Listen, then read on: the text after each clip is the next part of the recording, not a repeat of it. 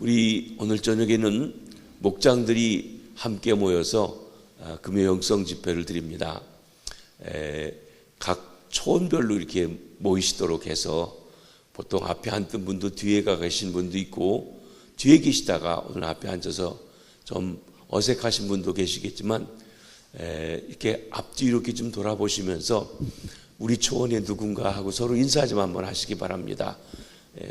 주의 이름으로 사랑합니다 하고 인사 한번 하시기 바랍니다. 한번 돌아보시기 바랍니다. 감사합니다.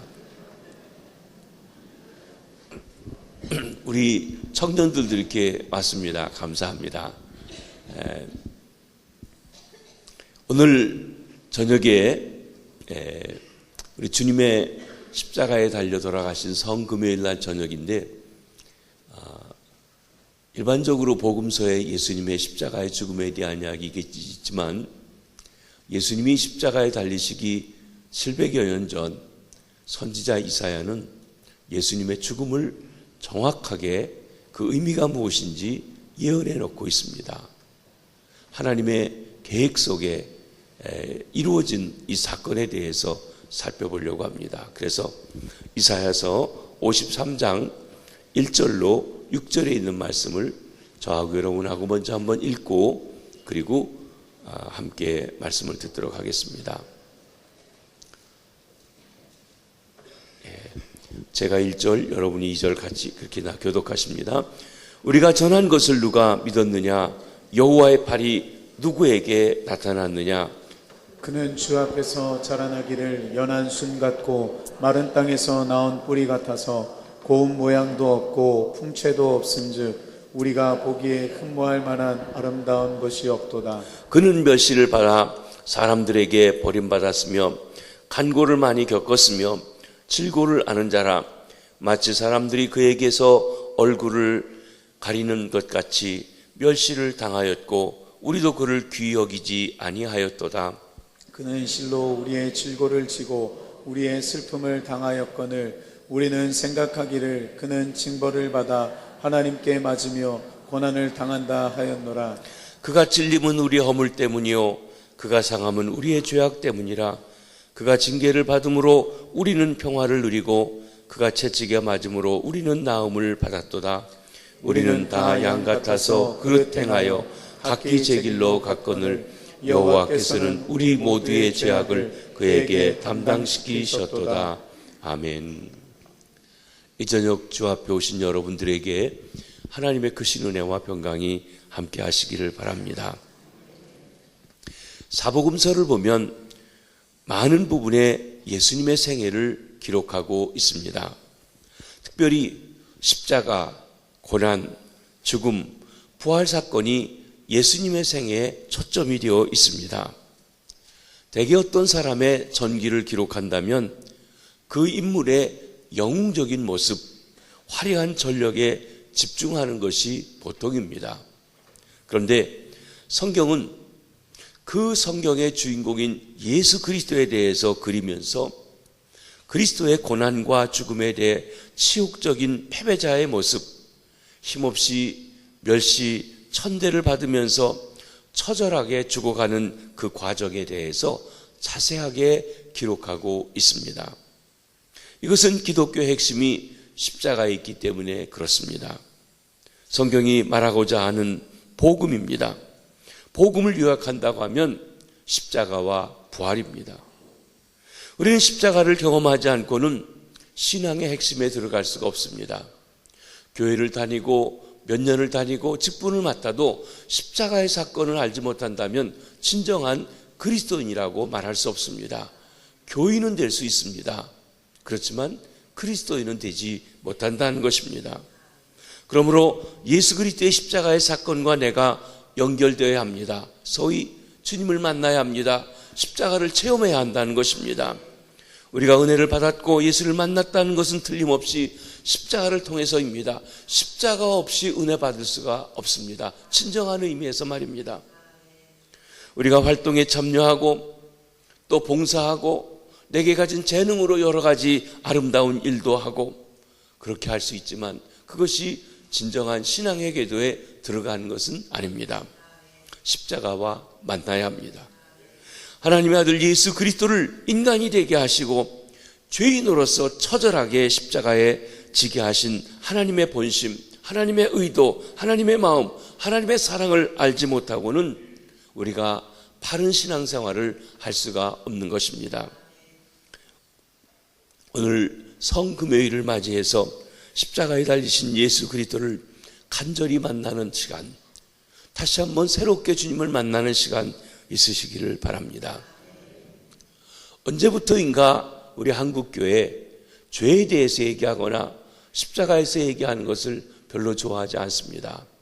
우리 다 은혜 받았고 구원 받았으니까 우리 야단치고 죄 졌다고 하고 회개하라고 하는 얘기 하지 말고, 그리고 그냥 좋은 얘기만 해 주십시오. 제가 성경대로 이야기하다가 그 요나성가에서 회개하는 얘기를 한 몇 주 했더니 어느 분이 그러시더라고요. 이 교회 요새 무슨 일 있냐고, 왜 자꾸 목사님 회개하라고 하냐고. 여러분, 요즘 우리는 죄에 대한 얘기를 좋아하지 않습니다. 십자가 고난도 좋아하지 않습니다. 어떻게 하면 축복받나, 어떻게 하면 영광받나 하는 것만 생각합니다. 그런데 십자가 없이는 진정한 의미의 축복이 없고 십자가 없이는 부활이 있을 수가 없는 것입니다. 도덕적인 설교는 삶의 스타일은 바꿀 수 있고 그럴듯하게 포장할 수는 있지만 인생의 근본적인 변화는 오직 십자가 사건을 체험할 때만 일어나게 되어지는 것입니다. 십자가의 은혜, 십자가의 예수를 만나는 순간이 인생을 바꾸게 되는 것입니다. 저도 복음에 내 온 삶을 걸어도 좋겠다는 확신, 십자가의 복음이 이 세상의 유일한 소망이라는 확신이 있기에 목사가 되었고 또 지금까지 목회를 하고 하나님께서 주신 힘대로 끝까지 달려가려고 하는 것입니다. 오늘 이 시간 하나님이 자기 아들을 아끼지 않으시고 모든 사람을 위하여 내어주신 놀라운 은혜의 십자가가 우리의 삶에 어떻게 영향을 미쳤고 또 그 축복이 무엇인지를 함께 살펴보려고 합니다. 오늘 본문은 예수님이 십자가에 달리시기 700여 년 전 선지자 이사야의 말씀으로 그리스도가 십자가에 어떻게 달리실 것인지, 그리스도의 십자가가 어떤 의미가 있는지 말씀해주고 있습니다. 오늘 본문 4절과 5절 사이에 반복되는 단어가 있는데 제일 많이 반복되는 단어가 무엇이냐면 우리라고 하는 말입니다. 우리. 예수님의 죽으심은 전적으로 우리를 위한 것이라는 것입니다. 영어로 우리라고 for us 하는 for라고 하는 단어는 이것은 위하여라고 하는 의미도 있지만 대신하여라는 뜻도 되고 때문에라는 뜻도 됩니다. 즉 우리를 위해서, 우리를 대신해서, 우리 때문에 고난을 당하셨다고 하는 이 말씀이 저희 4절, 5절에 강조되고 있는 말씀입니다. 예수님의 십자가의 죽음은 우리를 대신해서, 우리 때문에, 우리를 위해서 돌아가신 것입니다. 순전히 우리 때문인 것입니다. 그 말은 십자가에 매달려 죽어야 할 사람은 나라고 하는 것입니다. 우리라고 하는 것입니다. 십자가의 사건이 나와 무관하지 않고 나를 대신해서 죽으셨고 나 때문에 죽으셨고 나를 위해서 죽으셨다는 대속의 관점에서 십자가에 매달린 예수를 생각해 보면 나는 한편에서는 가해자인 것입니다. 그러면 십자가를 통해서 우리에게 주시는 은혜는 무엇입니까? 첫째로 예수 그리스도는 우리의 죄를 위해서 죽으셨습니다. 이것은 우리가 피할 수 없는 오늘 본문의 주제입니다. 본문 5절을 한번 같이 읽어보시겠습니다. 시작. 그가 찔림은 우리의 허물 때문이요 그가 상함은 우리의 죄악 때문이라. 그가 징계를 받음으로 우리는 평화를 누리고 그가 채찍에 맞음으로 우리는 나음을 받았도다. 그러므로 십자가를 받아들이는 순간 우리에게 주시는 메시지는 우리가 얼마나 심각하고 치명적인 죄인인가 하는 것입니다. 이 세상 사람들은 십자가를 거부합니다. 좋아하지 않습니다. 내가 심각한 죄인이라고 하는 사실을 인정하려고 하지 않습니다. 인지하지 않으려고 하는 것입니다. 사탄이 하는 가장 악랄한 방법 중에 못된 짓은 무엇인가 하면 죄를 축소하고 죄를 없는 것처럼 포장하고 애매모호하게 만들어서 미워하고 감추고 다 그런 거지 뭐 하고 이야기하는 것입니다. 어느 날 우리 문화권에서 그까짓 것이 뭐 죄냐, 모든 사람이 다 하는데, 다른 사람 다 하는데, 이것이 한편에서는 문화입니다. 죄를 죄라고 여기지 않아요. 성경이 분명히 죄라고 했는데 그런 얘기 하지 말래요. 앞으로 그런 사회가 더 다가옵니다. 여러분, 동성애가 성경은 분명히 죄라고 했는데 앞으로는 그런 얘기하면 벌금을 내야 되고 또 오히려 그 얘기했다고 감옥에 갈 세상도 올지도 모릅니다. 죄를 죄라고 하는 것을 하지 말래요. 법이 그렇게 만듭니다. 인권이랍니다. 그러면서 우리들로 하여금 오히려 그 죄에서 해방받을 수 있는 길을 박탈해 가려고 하는 것입니다. 그렇습니다. 오늘날 청소년들 죄의식이 없습니다. 죄를 합리화합니다. 잘못한 것도 애들이 다 그렇지, 애들도 인권이 있으니까 하면서 선생님들이 애들을 가르치려고 하더라도 나쁜 소리 하지 말라는 거예요. 그게 우리 현실이었습니다. 예수 믿는 사람의 입장에서도 생각해 볼 것이 있습니다. 우리는 말로 기도할 때마다 어떤 형식이 틀이 있어서 하나님 우리가 죄 졌습니다. 지난 한 주간 죄를 짓고 왔습니다. 말은 하는데 정말로 내가 잘못했다는 것, 죄인이라는 것, 허물이 있다는 것을 느끼고 아파하고 그것 때문에 고통하면서 고백하고 있느냐고 하는 것이에요. 아니에요. 그냥 그렇게 기도하는 거라고, 죄를 고백해야 된다고, 죄인이라고 얘기해야 된다고 하는 형식이지 가슴 간절하게 죄를 깨닫고 하는 일이 없다는 것입니다. 즉 죄인이라는 고백은 하면서도 죄에 대한 심각한 고민이 없다는 것입니다. 내 안에 있는 죄가 얼마나 깊은지, 얼마나 심각한지에 대한 통렬한 자각이 부족합니다. 죄에 대해서 희미하고 소홀하게 여긴다면 내가 십자가를 붙잡고 십자가의 은혜를 간절하게 사모하는 마음도 또한 얇아지는 것입니다. 왜? 그만큼 내가 십자가의 은혜를 꼭 받아야 할 필요를 많이 느끼지 못하는 것이에요. 누가 십자가를 강력하게 붙잡을 수가 있습니까?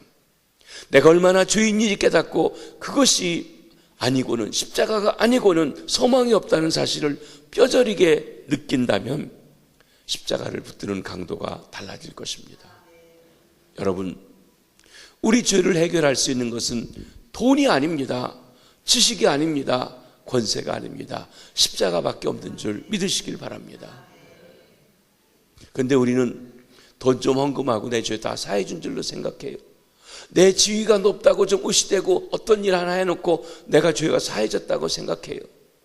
내가 아는 게 많다고 우리 죄가 다 해결됐다고 생각할 수 있습니다. 그렇지 않습니다. 십자가가 아니고는 죄가 해결될 수 없습니다. 성경에 보면 우리는 그냥 죄인이 아닙니다. 로마서의 표현대로 하면 머리에서 발끝까지 죄가 온 마음에 가득 차 있습니다. 우리에게는 선한 것이라고는 하나도 없다고 그랬습니다. 구제불능입니다. 총체적으로 썩어 있습니다. 가끔 나도 모르게 악한 말이 입에 툭 튀어나옵니다. 못된 생각, 죄진 생각, 끔찍한 생각들이 생각 속에 흘러갑니다. 이 모든 것 내 악함의 한 일부분인 뿐입니다.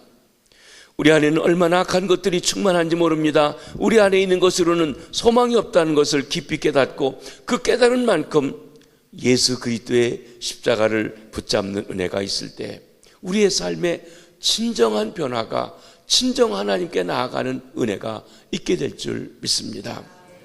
로마서 7장 24절을 한번 보시겠습니다. 시작.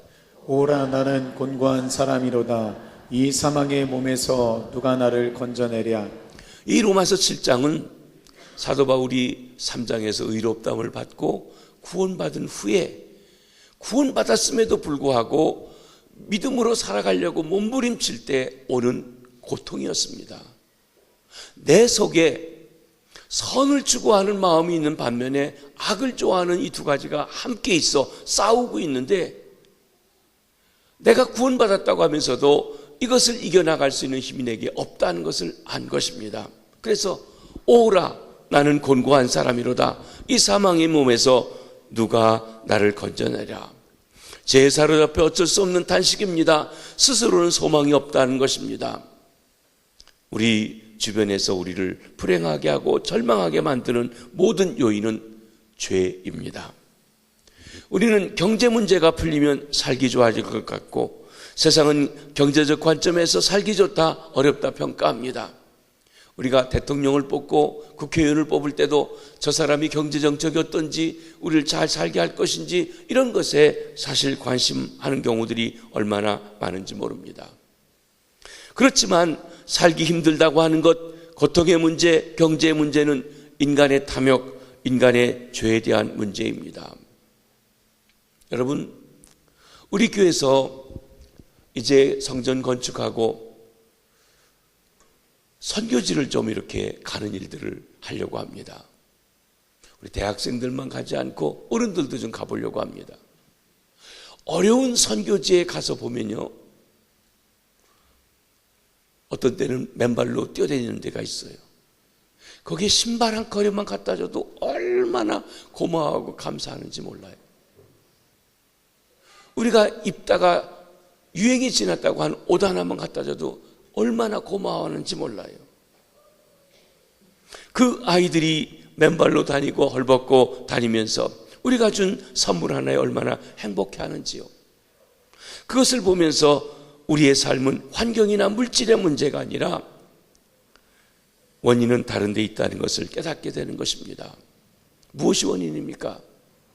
예레미야서 17장 9절에 이렇게 말씀하고 있습니다. 한번 보십니다. 시작. 보다 거짓되고 심히 부패한 것은 마음이라 누가 능히 이를 알리요마는. 우리 마음이 문제입니다. 돈이 없어서 문제가 아니라 마음 먹기에 달렸어요. 마음이 달랐어요. 이 세상에서 가장 부패한 것이 마음이라고 했습니다. 이 세상에서 냄새나는 것보다 더 냄새나는 것이 마음입니다. 이 죄의 문제가 해결되기 전에는 행복이나 나아가서는 축복이 올 수가 없습니다. 죄를 어떻게 해결할 수 있습니까? 반성하고 깨닫는 것만 가지고는 되지 않습니다. 내가 잘못됐다. 그러면 안 되는데 잘해야지. 그럼 회개한 건가요? 아니에요. 그건 세상 사람도 합니다. 그것 가지고 본질적으로 해결되지 않는다는 것입니다. 죄의 문제를 해결하는 데 가장 중요한 것은 죄를 깨닫고 그 죄의 문제를 처절하게 값을 치르고 해결한 십자가 앞에 나가는 데 있습니다. 십자가를 만나 십자가를 체험하기 전에는 진정한 죄의 문제가 해결되지 않습니다. 죄는 내 인생을 붙들고 있어서 마치 독극물을 묻은 땅과 같이 독이 흘러나와 땅이 황폐해지고 풀포기 하나도 자라지 못하게 하는 것과 같습니다. 죄는 우리의 삶을 흉측하게 만들고 모든 것을 비틀어버리고 불안하게 만드는 요소가 있습니다.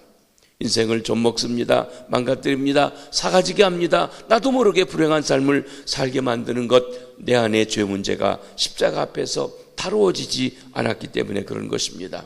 모든 불행은 죄 문제에서 오기 때문입니다. 사랑하는 성도 여러분, 이 성금요일 우리 주님께서 십자가에 달리신 날, 유월절 양 잡는 날에 그리스도의 십자가와 은혜 아래서 저와 여러분 우리의 죄 문제가 새롭게 깊이 철저하게 해결되어지는 귀한 은혜가 있으시기를 주의 이름으로 축원합니다. 죄의 문제를 가볍게 여기지 않기를 바랍니다. 현대인들에게 있어 죄의 문제는 불편한 이야기입니다. 그러나 죄의 문제는 정확하게 돌파해야 합니다. 그래야 우리가 살아가는 것입니다. 다른 것은 대충 해도 큰 문제가 될 수 없지만 죄의 문제는 대충 해서는 아니 됩니다. 철저하게 그 문제를 해결해야 합니다.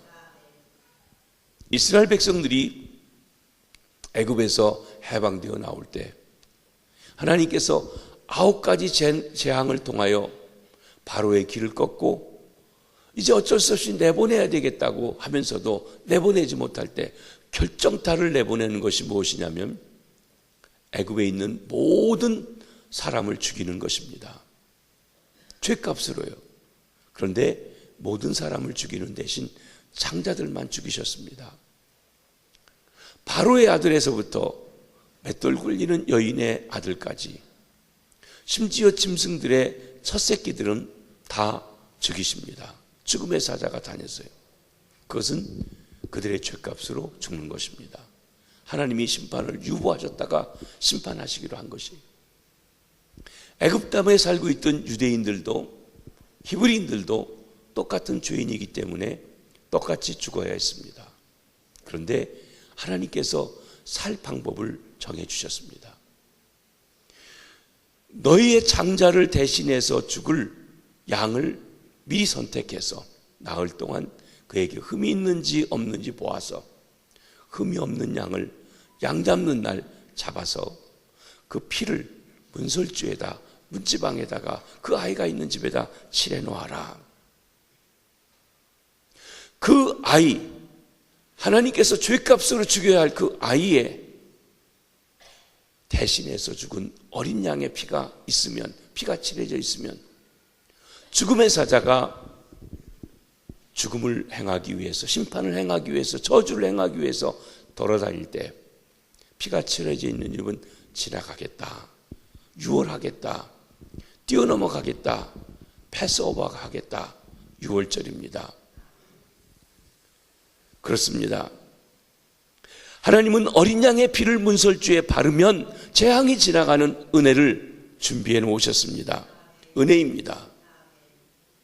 마땅히 죽어야 똑같은데 하나님이 살 방법을 주셨습니다. 하나님이 주신 방법입니다. 그래서 은혜입니다. 어떤 자격이 있는 게 아니에요. 그냥 주셨어요. 근데 그 말씀을 믿고 피를 칠해 놓은 사람의 집은 살았습니다. 이것이 6월절입니다. 이것이 하나님이 내려주신 구원의 길입니다. 예수님은 6월절 양으로 이 땅에 오셨습니다. 예수님이 주 십자가에 달리신 날은 6월절 양 잡는 날입니다. 저와 여러분이 죄로 인하여서 다 죽어야 합니다. 그런데 하나님께서 살 길을 주십니다. 내 대신 죽은 하나님의 어린 양의 보혈로 나를 칠하면, 그러면 내 죄값으로 죽어야 할 죽음의 사자가, 재난의 사자가, 그리고 저주의 사자가 올 때 그것이 피해가겠다는 거예요. 유월하겠다는 것입니다. 그게 6월절이고 그 6월절을 지나고 부활의 새 아침을 맞이하게 된 것입니다. 예수 그리스도의 십자가를 통해 구원의 길을 열어놓으셨습니다. 죄를 두려워하거나 주저하지 말고 십자가 앞에 나가면 되는 것입니다. 피하면 되지 않습니다. 직면해야 합니다. 중요한 것은 양의 피를 바르는 것입니다. 이것은 피해서는 안 됩니다. 양의 피를 칠하지 않고 구원받을 수 있는 사람은 단 한 사람도 없습니다. 아무리 부자라도 소용이 없습니다. 돈 가지고 하나님의 저주를, 죽음의 사자를 피할 길이 없습니다. 대통령이고 국회의원이고 권세자라도 소용이 없습니다. 박사가 몇 개가 되어도 그 죽음의 사자를 피할 길이 없습니다. 오직 한 가지, 하나님의 어린 양의 보혈만이 우리를 그 저주에서 구해줄 수 있는 것입니다. 그래서 예수 그리스도 이외에 구원할 다른 이름을 우리에게 주신 적이 없다고 말씀하시는 것입니다. 자기 이론을 붙이거나 무시하면 안 됩니다. 괜히 자기 마음대로 다른 피를 바르거나 또 그 피 비슷한 거 갖다가 발라도 소용없습니다. 페인트를 칠한다고 되는 것 아닙니다. 내 집은 안 바르고 옆집만 발라주고 다녀도 소용없습니다. 내가 내 가슴에, 내 삶에 그리스도의 보혈로 씻음받아야만 우리가 죄 사함을 받고 죄 문제를 해결하고 이 저주에서, 죽음에서 해방받을 수 있는 것입니다. 오늘 나의 죄를 해결하는 것은 예수의 피밖에 없습니다. 어떤 종교를 망라하고 오직 한 가지 우리 죄를 해결할 수 있는 건 십자가밖에 없는 줄 믿으시길 바랍니다. 가끔 그런 얘기를 합니다. 가톨릭에도 구원이 있습니까? 답은 한 가지입니다. 예수 믿으면 구원받습니다. 그리스도의 보혈로 씻음받으면 구원받습니다. 불교의 구원이 있습니까? 이슬람의 구원이 있습니까? 답은 한 가지밖에 없습니다. 예수 믿어야 구원받습니다.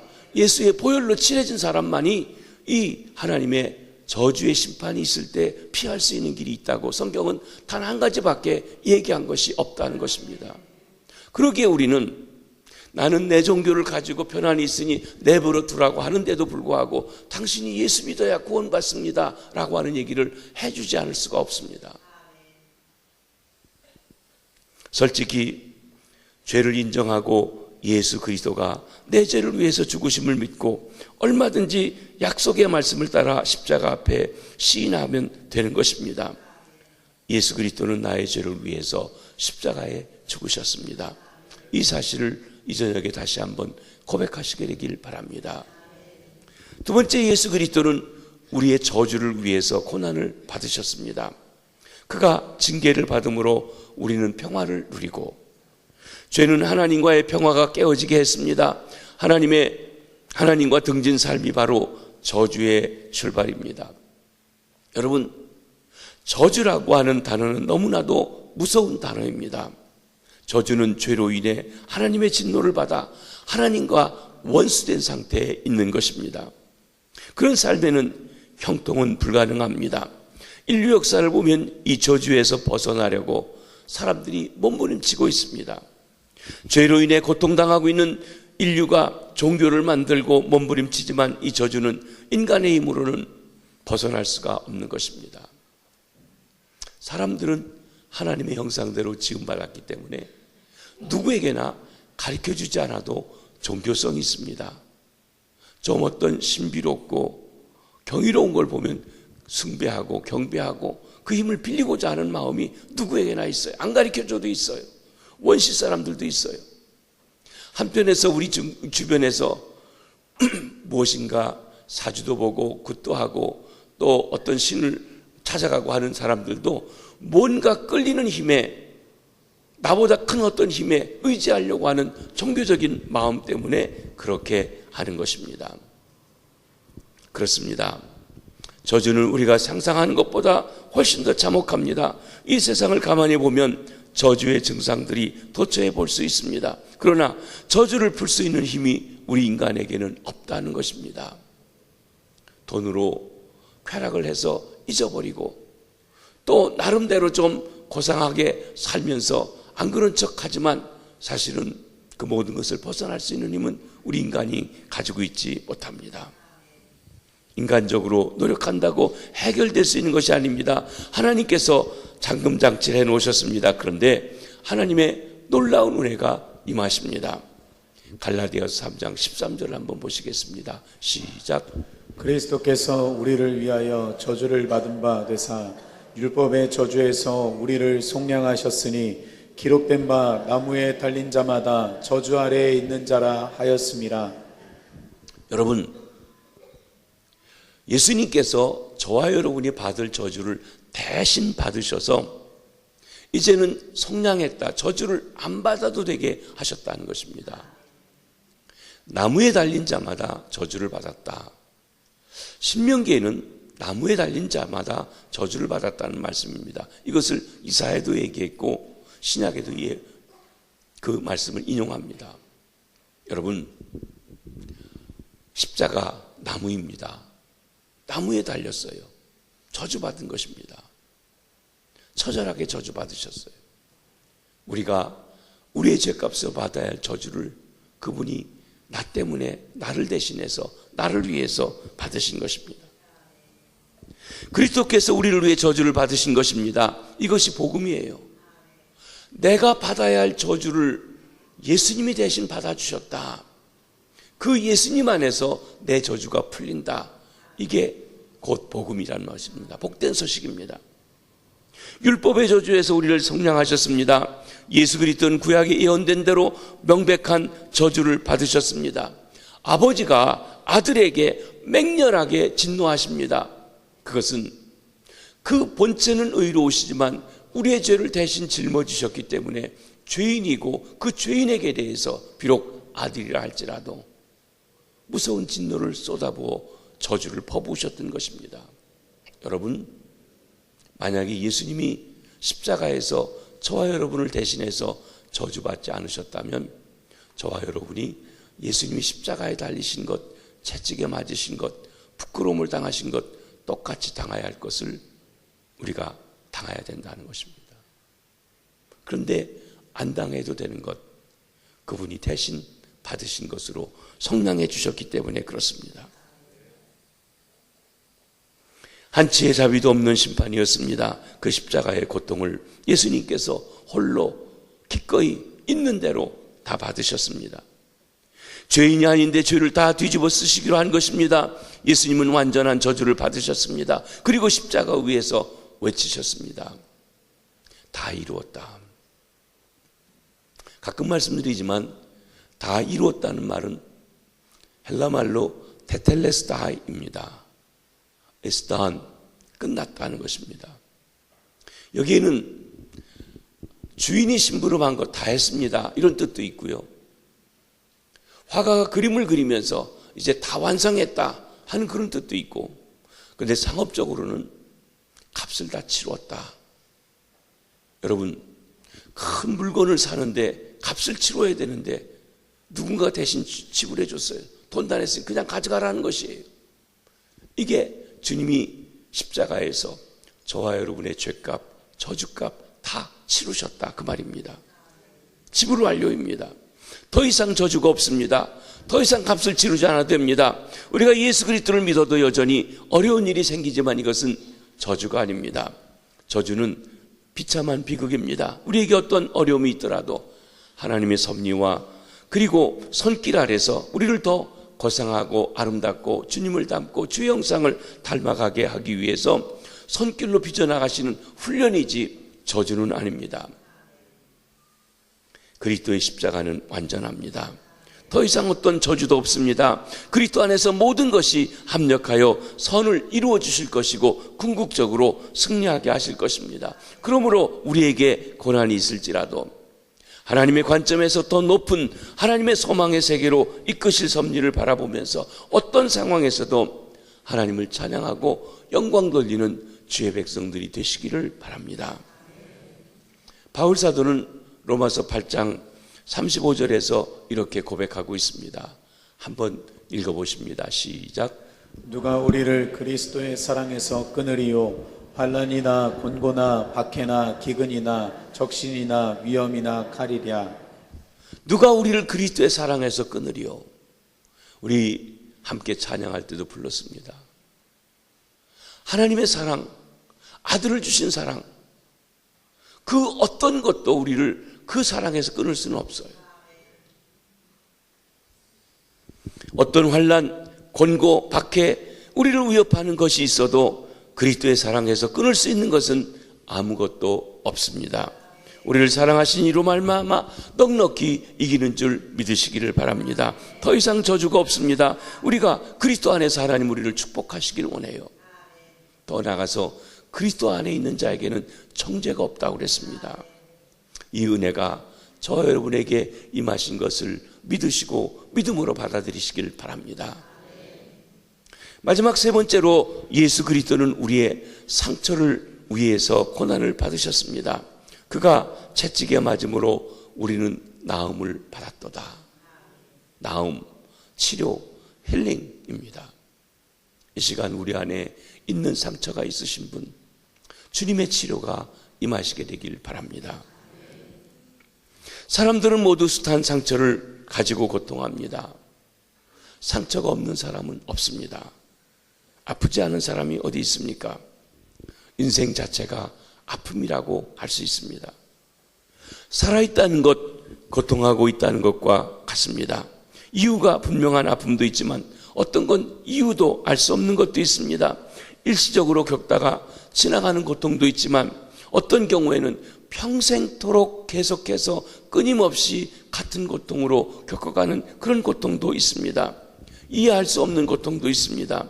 고통의 종류는 여기 모인 수백 명의 사람들의 만큼이나 각각 다양한 고통들이 있을 것입니다. 만약에 한 분 한 분 나와서 나는 이런 어려움이 있습니다. 나는 이런 고통이 있습니다. 나는 이런 문제가 있습니다. 얘기하기 시작한다고 하면 한이 없을 거예요.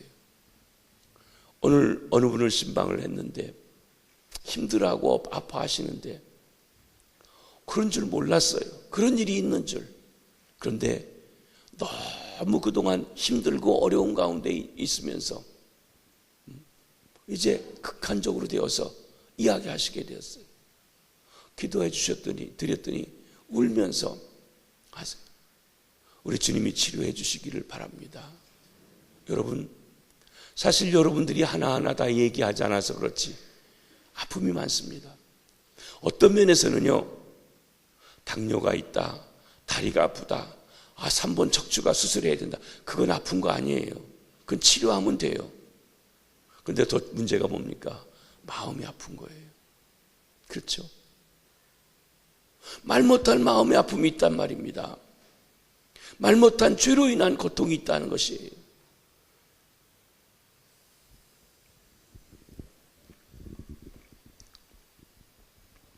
태어날 때부터 내버려진 인생들, 사업의 실패, 강제 퇴직, 왕따 당한 고통, 폭력과 살인, 전쟁과 테러, 기근과 재해, 그로 인해서 인간은 끝없는 고통 가운데 있습니다. 사람들은 거절당하고 배반당하고 증오와 미움, 외로움, 우울함, 이기심, 과도한 욕망으로 절망합니다. 요즘 우리나라에 시작한 것은 아니고 헐리우드에서 시작했지만 미투 운동이 있었습니다. 성적으로 폭행당하고 학대당하고 또 희롱당했던 것을 참고 부끄럽고 견딜 수 없었는데 어느 순간 용기를 내서 내가 이런 일을 당했다, 내가 너무 아프다 이야기하면서 나도 그랬습니다, 나도 이런 일 당했습니다, 나도 이런 일 당했습니다, 나도 이런 일 당했습니다. 그런데 그동안 그 상처를 가지고만 있었는데 이제는 내놓게 됐어요. 그것도 또 문제가 생겼습니다. 그러다 보니까 그 가해했다는 사람들이 죽어버리고 또 죽이는 일이 되어서 살리는 일은 또 아닌 것도 봅니다. 어쨌든 우리에게 너무나 많은 상처와 아픔들이 있습니다. 남녀 간에도 나는 사랑했다고 하는데 상대방은 상처를 받았다고 하고 하는 일들이기도 합니다. 이런 일들이 우리들에게 계속 당하고 있는 것입니다. 세상에는 그 고통을 잊게 해주겠다고 유혹하는 것들로 가득 차 있습니다. 인터넷 게임, 술, 마약, 도박, 비정상적인 관계들, 각종 중독이 있습니다. 중독, 애릭되는 것.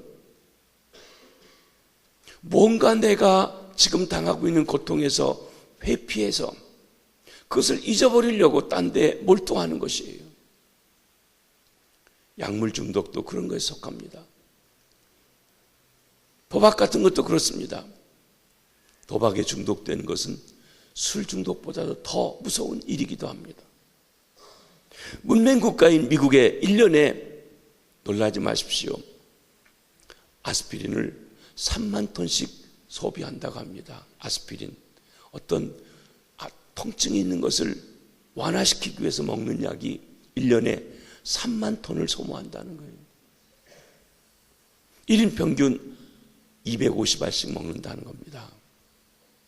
서구의 수면제가 날로 발달해 가고 있습니다. 한국에서는 소화제가 많이 개발되고 특이한 질병에 시달리고 있습니다. 소화불량, 이유를 따지고 보면 스트레스예요. 신경성이에요. 신경 쓰고 있다. 뭡니까? 뭔가 상처받는 일이 있어요. 마음 쓰이는 일이 있어요. 이유가 무엇이든지 간에 말입니다. 겉으로는 멀쩡해 보입니다. 그러나 속은 병들고 상처투성이입니다. 부자나 가난한 사람이나 배운 사람이나 못 배운 사람이나 이 고통에서 죄된 사람은 없습니다. 모두가 상처 입은 영혼들입니다. 고통을 피할 수가 없습니다. 아마 이 시간 여기에 우리 중에서 나는 전혀 상처가 없습니다라고 손들라고 하면 한 사람도 없을 거예요. 말을 안 해서 그렇지, 나름대로 참고 견뎌서 그렇지 말입니다. 그렇습니다. 우리 인간은 상처투성이로 살아갑니다. 이때 주님의 십자가는 우리의 고통의 삶에 어떤 의미가 있습니까? 3절 상반절에 있는 말씀을 함께 보시겠습니다. 시작. 그는 멸시를 받아 사람들에게 버림받았으며 간고를 많이 겪었으며 질고를 아는 자라. 주님 예수께서는 우리가 경험하는 모든 종류의 고통을 체휼하셨다고 그랬어요. 아신다고 그랬어요. 주님도 당해보셨다는 것입니다. 지구밖에 멀찍이 떨어져서 우리의 고통을 이해하지 못하는 그런 신이 아니라 우리의 삶 한가운데서 우리가 겪는 모든 어려움을 겪으시고 우리가 받는 유혹을 겪으시고 우리의 고통을 이해하시고 긍휼히 여기시고 불쌍히 여기시는 하나님이시라는 것입니다. 그가 채찍에 맞음으로 우리가 나음을 입었도다. 그가 채찍에 맞음으로 우리가 나음을 입었도다. 여러분, 로마인들의 채찍은 무섭습니다. 어느 학자는 십자가보다 더 무서운 것이, 고통스러운 것이 로마인들의 채찍이라고 합니다. 가죽에다가 끝에 뾰족한 못을 달아가지고 사람의 옷을 벗기고 탁 쳐심으면 그러면 몸에 박히는데 이걸 탁 드러내면 살점이 뚝뚝 떨어진다는 것이, 그 채찍에 맞아서 온몸이 발갛게 되었습니다. 피가 흘러납니다. 여러 해 전에 패션 오브 크라이스트라고 하는 영화가 있었습니다. 캐톨릭적인 요소가 있지만 그러나 주님의 그 십자가의 고난을, 아니 채찍에 맞으시는 것을 너무나 리얼하게 했어요. 아마 많은 그리스도인들이 그 영화를 보면서 그 채찍에 맞으시는 장면을 보면서 울고 눈물을 흘리고 고통스러워했던 걸 봅니다. 너무 처절해서 어린아이들은 못 보게 하는 금지된 부분도 있기도 했습니다. 그렇습니다. 우리가 당해야 할 그 채찍을 주님이 대신 맞았기 때문에 우리에게는 이제는 나음, 힐링, 치료가 있다고 말씀하셨습니다. 여러분, 이것은 하나님의 말씀입니다.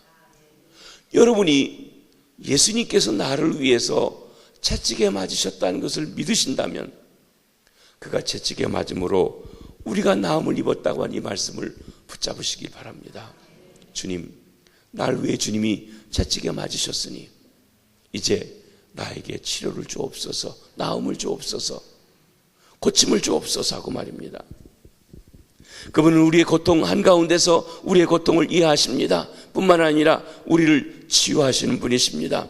위로하고 격려하실 뿐만 아니라 우리가 참아내도록 우리를 붙잡아 주시고 마침내 하나님의 소망의 세계로 이끌어 주시는 분, 그분이 십자가에 달리신 우리 주님 예수 그리스도이십니다.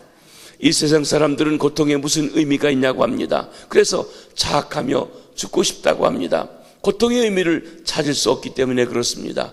고통을 해석하는 능력이 없기 때문에 그렇습니다. 그러나 사랑하는 성도 여러분, 고난당하신 예수 그리스도의 십자가를 나의 고통 속에 받아들이게 되면 그분과 함께 맞이하는 시련은 새로운 의미를 갖게 됩니다.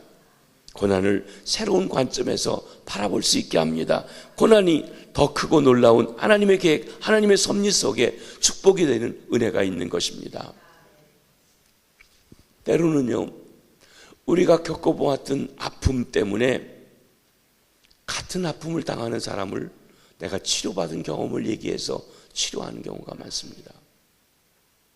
한 예로 저희 집사람이 한 35, 6년 전인가요? 쓸개를 떼냈습니다. 우리 집사람이 쓸개 없는 여자입니다. 그때는요, 요즘은 구멍을 뚫어서 이렇게 담석을 제기하고 쓸개를 떼내지만 그때는 대각선으로 이렇게 배를 잘랐습니다. 의학적으로 세로든지 가로든지 하면 세포가 그래도 덜 상하는데 세포가 제일 많이 상하는 게 대각선으로 자르는 겁니다. 그러면 그 부분이 전부가 세포가 다 이렇게 자라질 못해요. 근데 35, 6년 전에 미국에서도 담석증 또는 쓸개를 떼어내는 수술을 할 때 그렇게밖에는 못했어요.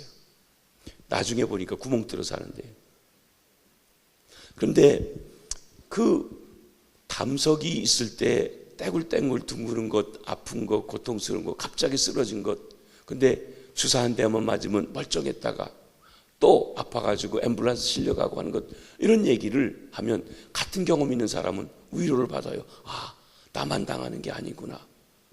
그렇습니다. 때로 우리가 하나님께서 내게 주셨던 아픔들, 고통들, 상처들, 어려웠던 것들, 그것을 주님 안에서 해결받고 같은 일을 당하는 사람에게 얘기할 때 그게 복음의 통로요, 생명의 통로요, 위로가 되고 치료가 되는데, 그 일을 위해 우리를 쓰시고 계시다는 것입니다. 주님이 아프심으로 우리가 나음을 받았듯이 말입니다. 그 바울 사도는 사망은 우리 안에 역사하고 생명은 너희 안에 역사한다고 말씀하셨습니다. 그렇습니다.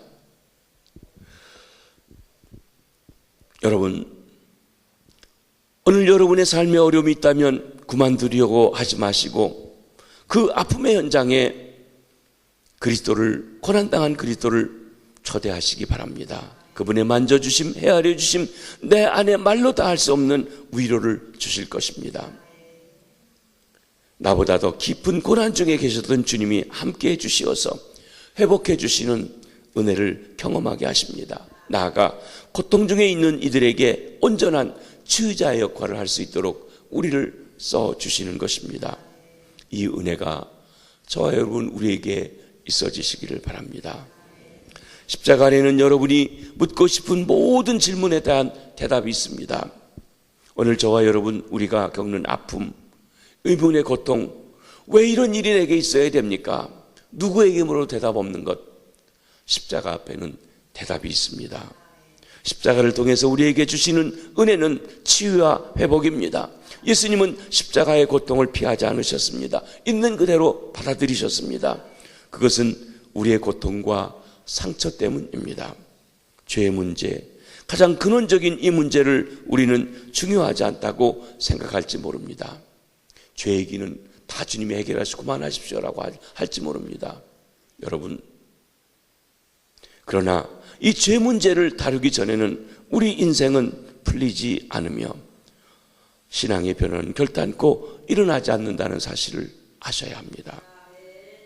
오늘 주님이 십자가에 달리신 성금요일에 내 죄 문제, 피할 수 없는 죄인의 존재를 가지고 십자가 앞에 정직하게 나아가 나의 죄를 위해서 죽으신 주님을 만나고 십자가의 은혜를 새롭게 경험하시는 저녁 되시기를 바랍니다. 그리고 여러분을 묶고 있는 저주 완전히 풀려서 아브라함에게 주셨던 축복이 시작되고 저주는 끝났다는 것을 삶 속에서 경험하시며 하나님의 축복의 통로가 활짝 열려주시는 은혜가 있으시기 바랍니다. 막힌 것이 뚫어지고 묶인 것이 풀려지는 역사가 있게 되길 바랍니다. 여러분 앞에 있는 모든 고통의 문제, 고통당하신 예수 그리스도, 우리를 위해서 나 때문에 나를 대신해서 십자가를 대신 그리스도를 초청함으로 모든 문제가 회복되고 변화되고 오히려 고통받는 사람을 도와주고 그리스도의 십자가 안에서 이 세상을 회복시키는 일에 쓰임받는 저와 여러분 우리가 되시기를 바랍니다. 십자가를 바라보고 경험하고 붙들고 십자가에 나오는 부유함을 삶 속에서 누리시기를 원합니다. 십자가의 비밀이 삶에서 드러나고 축복을 누리고 기적이 일어나고 그래서 부활의 영광을 체험하는 귀한 역사가 일어나게 되길 주의 이름으로 축원합니다. 우리 이 시간